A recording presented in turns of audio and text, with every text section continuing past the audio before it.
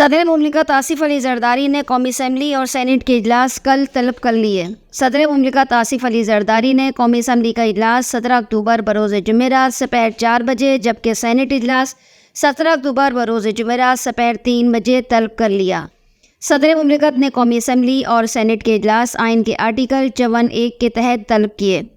ذرائع کے مطابق 26ویں آئینی ترمیم کی منظوری کے سلسلے میں طلب کیے گئے ذرائع کے مطابق وفاقی کابینہ کا اجلاس بھی اسی روز طلب کیا گیا ہے، جس میں 26ویں آئینی ترمیم کے مسودے کی منظوری دیے جانے کا امکان ہے۔ واضح ہے کہ پیپلز پارٹی کے چیئرمین اور جمعیت علماء اسلام فے کے سربراہ نے گزشتہ روز مشترکہ نیوز کانفرنس میں اعلان کیا ہے کہ دونوں جماعتوں درمیان آئینی ترمیم کے مسودے پر اتفاق ہو گیا ہے۔